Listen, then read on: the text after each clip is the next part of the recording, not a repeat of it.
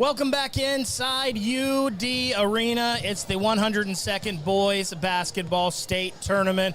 And man, what a tournament we have had so far. We're getting ready here for our last semifinal. It's in Division I. The Centerville Elks making their fourth straight trip here to Dayton for the state tournament. They'll be taking on Toledo Whitmer tonight. We have had 7, for the most part, great semifinals so far, and no reason to think this one won't be the same. I'm Ryan Baker, Coach George Howard over there, far side on the left. We couldn't ask for a better 7 games so far, could we, Coach? Hey, you already know it's been a blast, and I've been here along with you every step of the way. And this concludes it before tomorrow, the special day. It's been fantastic, man. It's just nothing like the high school Final Four here in Dayton, Ohio. At UD Arena. It's been some great games, small school, mid-sized school, big school. It doesn't matter. The fans have came out. People's come from everywhere. Hey, I wouldn't want it no other way. Been a great weekend. And I'm going to tell you something. I've been away from my wife now this whole weekend. And I told my wife, I said, honey, I know you don't want to hear this. She said, you missing me? I said, not really. I said, it's been so exciting down here, babe. I ain't had time. But I've been loving it, and I'm just glad to be here with good people, and I can't wait till tomorrow. But this one here, oh, it's going to be another barn burner. It sure is. It's shaping up to be, again, the final Division I state semifinal, Centerville versus Toledo Whitmer. They will take on Cleveland St. Ignatius tomorrow in the nightcap. Cleveland St. Ignatius won an exciting one against Delaware. We'll talk more about that here coming up towards the end of the show, also with everything else we've seen in the tournament so far. Right now, I want to talk to this guy on my left. He's Jeff Gilbert of the Dayton Daily News. He's followed this Centerville Elks team, not just this past year, but for the final 4 years on these runs to the Final Four. Jeff, I think that's the first question. A lot of people thought with Gabe Cupps leaving, heading off to Indiana, that maybe that would be the end of this Centerville team's run to the state Final Four, but somehow they've been able to do it again.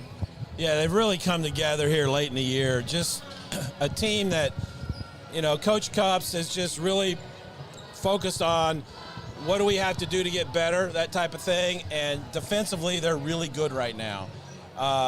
Some of the new guys in the lineup can score enough. And with Jonathan Powell back, Bob Karjai back, those guys have led this team. But these other guys, they brought them on. Those are the only 2 guys who really have much varsity experience, right? The only 2 that played last year in the semifinals. Exactly. And so I got asked that question a lot, considering we'll get back to state. I said, well, they're vulnerable enough to lose in the districts, like a district final. I figured they'd get there. But they're vulnerable enough to lose that. But at the same time, they could get to state and do something there. So I wouldn't be surprised. Well,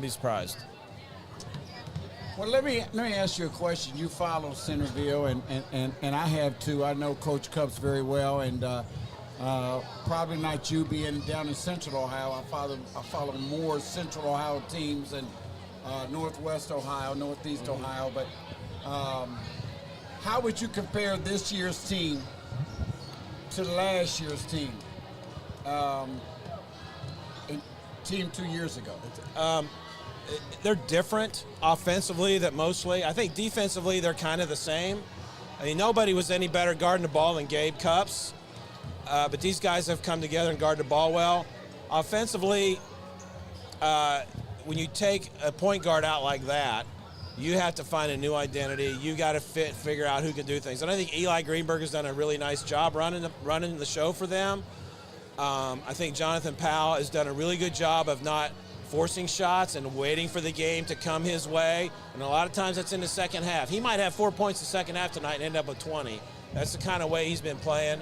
And so I think they've had to be 5 guys really working well together. Now, they always were that way, but they don't have that leader like Gabe was. And so they've had to – that's why I think they have 8 losses, trying to figure that out as they go. And they're playing really well right now. The one thing real quick, Coach told me was that what he likes about Jonathan is that Jonathan finally bought into his system. Yeah. And Jonathan kind of pushed back on that for a little bit, and you can see the difference now And that's one of the things that coach told me that he really thought of with Jonathan was his turning point. And you can see it because he sits down and guards now, and he didn't used to do that so much.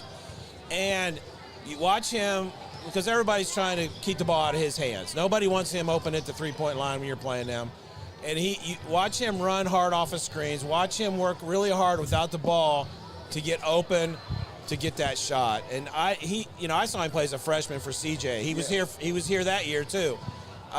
Different level of basketball, obviously, but he has. You can tell he's bought in because of that, because of how hard he works. That's why he's bought in. Does he feel like this is his team? I don't know. Is it his team? That's a really great question. I think in some ways he does, because he knows he has to be a scorer for this team. He understands that, and he's willing to do that, obviously. But at the same time, he's not going to force it, because I think there's a leadership quality there of like, it's us, it's not just me. But I think he does know that he has to be that, and he knows he's the focal point. He's the top of every scouting report, and he knows that. Talking with Jeff Gilbert of the Dayton Daily News. He covers the Centerville Elks basketball team. He's been here every step of the way on their run to a fourth straight state tournament. You mentioned Eli Greenberg, one of the newcomers on this team. There's a couple sharpshooters in this game tonight. He's one of them, shooting 47.4% from the three-point line. We know in basketball nowadays you've got to be able to shoot the three to win at this level. How key could he be tonight? He could be huge because, like I said, Jonathan Powell is the top of the scouting report, right? Like when they played their last game, they were really working on taking away the three-point lines, and Jai got like 14 points in the first half, 13 or something like that, because they opened it up and they fed him, and he's a very capable scorer going to the rim. He's a good ball handler too. And so if that happens, and they find and he's open early, and then they start to like clamp down inside, Greenberg will be open, and Greenberg can knock down shots. And I think he can be very key in this game. You talked about the record, just 19-8 coming in. A lot of people were like, whoa, wait a second. Usually teams come into this tournament 1, 2, 3, 4 losses. They don't have 8 losses, but the schedule. I mean, the schedule was just ridiculous. Yeah. St. Ignatius, St. Ed's, Hoban, Moeller twice, teams from Indiana, teams from Louisiana. With that schedule, and then the experience of being here the past 4 years, how much do you think that really helped them in this tournament run and actually got them here again? Oh, big time. It got them prepared, especially, Powell and Jai understand the competition level. The rest of the guys understood what it was, but they didn't know. They never felt it. And so for those guys to go through that and lose a double overtime game to Ignatius, beat Moeller twice, play really well, fly into the hoop and win a game, and be kind of up and down, it's just really interesting that's why he schedules that way, because he knows if we're going to get here, this is what we're going to see. Let's see as much of that as we can during the season. And their league was pretty tough too. It's interesting you say that. I talk to a lot of football coaches that say, I could put together a schedule to go 10-0 every year if I wanted to, but we want to be in that 15th, 16th game of the year, so we put together this schedule because it'll get us there. Right, we're not fighting for one of 64 bids or 68 bids, right? We're in. We get in, and they still had a top seed, even with those losses, so exactly, they're in, they know that. It's all about how we're going to perform regionals and state. Can we keep playing, keep having another chance to, practice for a few more days and still be together as a team? They really focus on that togetherness, and I think that helps to bring them as well. But the schedule cannot be underestimated. But when you talk about these teams such as Centerville, and you talk about teams that have 8 losses, like a Centerville team, and you look at some teams that have some big losses, we talked about this yesterday, and with the other co-hosts as well. Their non-conference schedules are crazy because they want to prepare for February, March, for tournament time, which is good because you want to get in there, you want to play those tough teams, you want to get in there. Take Whitmer, for example. They lost twice to a very good Finley team. very good Finley team. So he didn't play as tough a schedule as some of the others, but that helped get him prepared for coming here too. I think it's great to play a tough non-conference schedule because when you get here, it's nothing. It's exactly what it is, and it's great for the fans. It's great for the kids to play. Those are memories those kids get to have. Like, look at all these guys we played, because some of those games you're playing guys they're going to be watching on TV, you know? And so that's great for kids that maybe aren't Division I players for Centerville, but, you know, look at all the kids they got to play against in high school. That's the kind of stuff you talk about the rest of your life. Jeff, we'll get you out of here on this one. I like asking people this to wrap it up. 10 o'clock, 10:15 tonight. Centerville's playing in the state title game tomorrow because of this, or they're not playing in the state title game because of this? They're playing in the state title game if they are locked in on defense and shoot pretty well. They don't have to shoot great. If they shoot pretty well and are locked in on defense and take away and make Whitmer uncomfortable at what they want to try to do, they'll be playing in the state final. That's their MO. Make you uncomfortable and find a way to make shots for ourselves.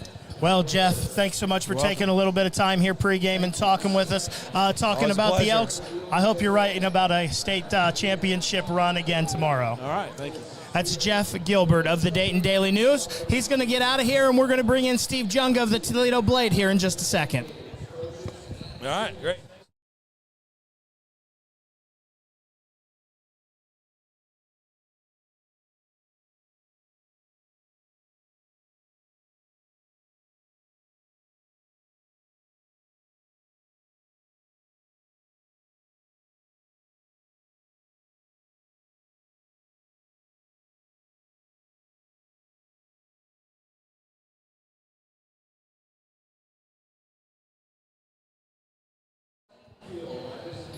Back here at UD Arena, getting ready for the second Division I state semifinal tonight. Toledo, Whitmer, and Centerville. Just got a great recap on the Elks from Jeff Gilbert of the Dayton Daily News. Glad to welcome in here with us Steve Junga, Toledo Blade right now. He's been covering this Toledo Whitmer team. 25-2 for Whitmer. Only losses coming to Findlay. How were they able to get to this point, Steve? Well, you know, I start from the beginning of the year. I was just blown away by the team, and I thought, you know, they're going to end up here. And then after they lost to Findlay a couple times, I'm thinking, I don't think they're ever going to get past them. They just seem to have their number. As it turned out, they didn't need to play them. And I think outside of that, they've got it done with great guard play. They're basically 4 guards and a small forward, and they get after it defensively. The 2 guards are the key to the team, Antoine West and Makai Leach. They're, I wouldn't say carbon copies, but they're able to do a lot of the same things. They can shoot from the arc. They can take it to the hole. They draw fouls and shoot a lot of free throws. And for the most part, they do the bulk of the scoring. Now, if somebody's crowding them, there's a couple guys, the other guards on the perimeter, Elijah McLeod and Andre Young, very good three-point shooters. But this team can kind of come and go with the three. It can kill them, or it can allow them to win a game. So we'll see which one shows up. Getting ready for this state tournament, and Toledo Whitmer has such a great history in sports. They haven't been here since 2012, but the thing that really shocked me, this is the first 20-win season ever for Whitmer in basketball. I could not believe. No, that is not true. Oh, that's what they said. That's what somebody said, 20-win season. Okay, so they've had more. In 87, the team that made it to the AAA Final Four was 24-3. In 2008, they were 20-6, and the team from 2012 was also 24-3. Well, for good reason, then it shocked me. But that was the team with Nigel Hayes. With Nigel Hayes, yes. Nigel played for me, so I remember that team. You talked about the three-point shooting on this team, and they've been shooting it at a good clip. Makai Leach, 16.2 points a game on the year. We talked about the sharpshooter for Centerville, 49.3% from three this year. I mean, you're shooting it at that clip. Maybe you put up a couple more shots. Yeah, it all depends on how well it's defended. Last game in the regional final, Whitmer, I think, was 4 for 17 from the arc. Not very good. 1 for 13 at the half. And they can fall to that sometimes, where they just, and it wasn't where they were getting open looks. I don't think you're going to see anybody shoot 50% from the arc tonight on either team. Whitmer can get after it defensively, like I said, but they're going to have a tough challenge. I know this Centerville team has more than likely played a noticeably more difficult schedule to get here. Do you think that you've seen Whitmer? I know some of the players very well. Antoine played for me at All Ohio. Now I have Mackay over at Phenoms. So, but do you think that this team has played a tough enough schedule to help prepare them for a game like this tonight? They played a decent schedule, and we'll see if it was tough enough because I got the feeling that a team that scouted them really well, Finley knew them real well, knew their ins and outs, Whitmer had a rougher time against that situation. I think they do better against a team that hasn't seen them or seen them all that much because they're able to just kind of do what they do and not have their weaknesses exposed. Well, you know that Cups has done his homework. so you know that Cups has been watching. One other question I have for you. I don't mean to get off center, but he's from the Toledo Blade. Did Antoine West have 5 fouls? Yes and no, because the only thing that counts is the official score. But on his what would have been his fourth foul, they gave it to one of his teammates. I personally think the official made a mistake because the guy who got fouled from Garfield Heights was number 11, Marcus Johnson. I think by the time, and I'm just guessing on this, that he got to the table, he transposed that in his head and said number 11 when West is number 2. Whitmer does have a number 11, McLeod, who's out there, but he was 15 feet away from the play. There was no chance. But both once he did not get that call, he's still sitting on 3. He drew the 4th foul and never got a 5th foul. So there's the no part of the answer. The yes is technically he did commit that other foul. He just didn't. It didn't go in the book. I had to ask you. I talked to Sonny. I talked to your coach. I've talked to so many people about it. It's been a talk of the town for a couple of days. And Coach, you know that mistakes happen all the time like that in a game with sometimes they call a foul from somebody that's not even on the floor. And both books had it though. Both books had it that way. Not just one book, but both books. So since we're talking about Antoine West Jr., I mean, 2-time Three River Athletic Conference Player of the Year, 2-time Northwest District Player of the Year, ranked as the 5th prospect in the state of Ohio for the class of 2025, already 11 D1 offers. You watch him play a lot. What is it that makes him so special? Well, his ability to create his shot and create space for his shot. It's a rare skill. It's not going up over somebody or going around him. He has the ability to rock and bend and move and pull away and get his shot off in all kinds of different situations. If you've worked with him, you know what I'm talking about. And he is, when he's locked in, he's as good a shooter as you're going to see. He also his body well. And he gets to the hoop, and there's going to be contact. He's going to get a shot off. He may not make it, but he's going to be going to the line. In the regional semifinal, 14 of 14 at the foul line. So that's the kind of player he is. Mackay Leach is very similar, and I call him the glue guy because I think when you get caught up watching West and doing what he does, you tend to maybe forget about Leach once in a while, and he can kill you too. So we'll see what happens. Before we get you out of here, I got to ask you about Carter Lowe. You know, he's going to Ohio State, offensive tackle. You see him down there on the court. He's a mountain of a man. He doesn't play a lot, but just that size and presence in the post, what could he do to maybe, possibly, if he gets in here, change this game? I really don't think you're going to see him in a game like this. He hasn't played the last several tournament games. Great athlete for a lineman. Yeah. Great kid, awesome kid. And I think he's going to be a great lineman at Ohio State. I just don't know that this kind of game, it's going to be too tight, and they go about 8 deep, and he's not one of them. I saw the Cleveland Browns for March Madness posting videos of DeJuan Jones in high school. So I was hoping we get to see a little. I saw that this morning. I was hoping we'd get to see a little bit of that was a maybe on monster, the court tonight. Last one, we'll get you out of here on this. We asked Jeff Gilbert earlier this for Centerville. We'll ask you. Toledo Whitmer is playing in the D1 state championship tomorrow night if they do this, or they will not be if they do this. Well, the first concern that I would have is the size advantage for Centerville. If they can overcome that and shoot well. And the third factor, they've got to be able to play defense, get in your face, and if one of those things doesn't happen, they probably don't work for them tonight. Well, Steve, thanks so much for taking a little bit of time here pregame to give us a preview on Toledo Whitmer. I'll tell you the same thing I told Jeff. I hope you're writing tonight about Toledo Whitmer playing in a state championship game tomorrow night. We'll see in about an hour and a half. Steve Junga of the Toledo Blade, nice enough to spend some time with us here on our coverage of the boys state basketball tournament. We're going to let Steve get out of here, and then Coach and I will come back, and we'll talk about what we've seen in the tournament so far and get Coach's keys to the games coming up here in just a second.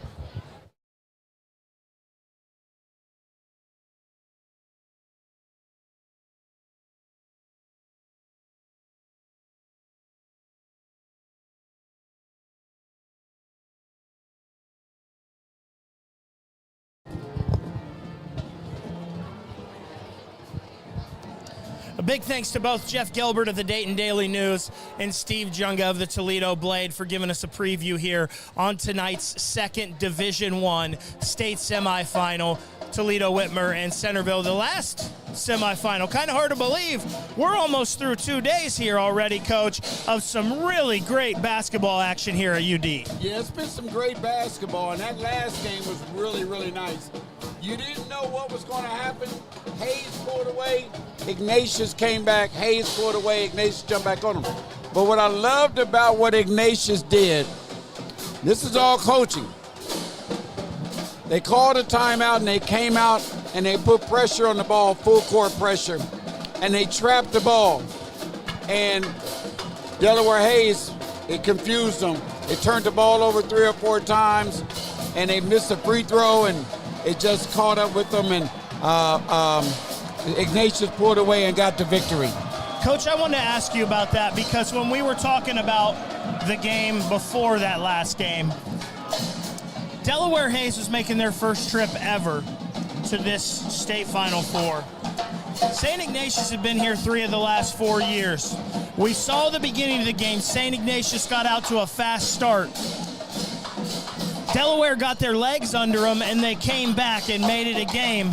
But in crunch time at the end, they didn't look as ready for it as St. Ignatius. How much did that experience factor play in there at the end? Well, it plays a big factor. I mean, and Coach Joyce, you know, Coach Joyce is an experienced coach. He comes from a coaching family, a Hall of Famer. His dad, Drew Joyce, and that you could tell at the end, like we talked about earlier today, you could tell that they didn't melt. You know, they kept coming. And I think size got them, and I just think that experience got the best of Hayes. And you know, Coach, too, and we're not saying anybody did a bad job or anything like that. That also goes not just to the players, but the coaches as well. Coaches haven't been in this situation before, this atmosphere. It's different for them as well. Yes, and Coach for Delaware Hayes is a very good coach, but I do think that really, really is true. You know, if you haven't been here, you haven't been in this atmosphere, you haven't been in this, in this limelight like this, it's a whole different ball game. And when it comes down to crunch time, sometimes, I'm not saying it happened, but sometimes you can't get fog-brained a little bit because you want to do things, but sometimes you can't do things the way you did them before during the season, and you have to switch up some things. And I said earlier, I said the coach that's going to win this game is the one that makes the right adjustment. And Coach Joyce made that adjustment. He did, and I mean, Delaware did too as well. Like we said, they had off to a rough start. They made some adjustments. They came back because it didn't look like that was going to be a ball game, and it turned out to be another great one in these semifinals. And in fact, if we have a game like that here tonight, man, we're in for another treat. But I have to say this, how does your best player Your best player don't touch the ball when it's time to touch the ball. That's who the ball should have been in his hands, Jesse Burris' hands, bringing that ball up the court. It never touched his hands. And again, you know, a lot of times it's just that experience factor in those situations. So St. Ignatius moves on. They play the winner of our nightcap here, Centerville, Toledo, Whitmer. I got to ask you, Coach Howard, what are your keys to the game here tonight? I think the keys to the game is that Whitmer is going to have to figure out Centerville, because Centerville is going to come after them every which way. Centerville can rebound, they can score the ball. They're going to be very patient on offense, and you got the way they run their motion offense. You have to be ready for they'll hit you back doors. They'll kick the ball out. Whitmer, I don't know if they played anybody like Centerville, and the teams they did play like Centerville, Finley beat them twice.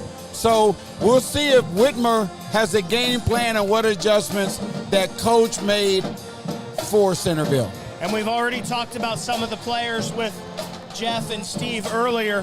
Who are a couple players that you've got your eye on tonight?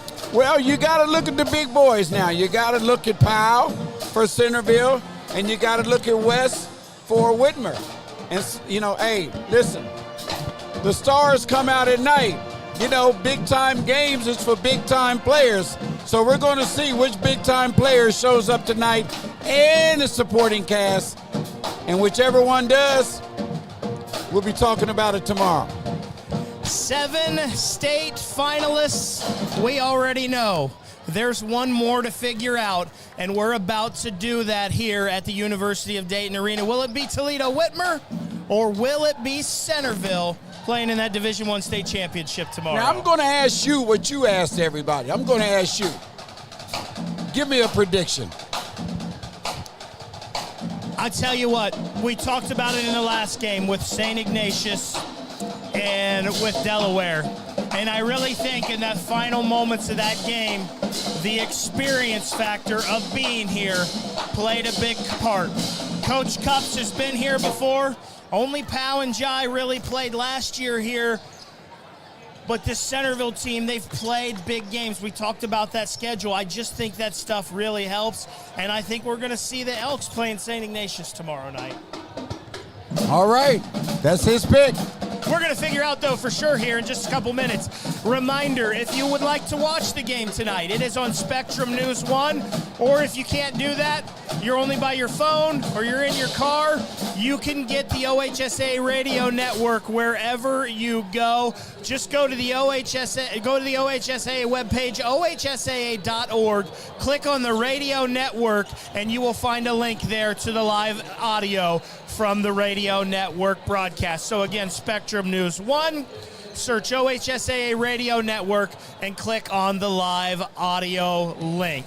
It has been a lot of fun getting you ready for this Division I state semifinal. I cannot wait. If it's anything like our first one, we are in for a dandy of a ball game here at UD. For Coach George Howard, I'm Ryan Baker. Thanks for following the OHSAA's coverage of the 102nd Boys State Basketball Tournament.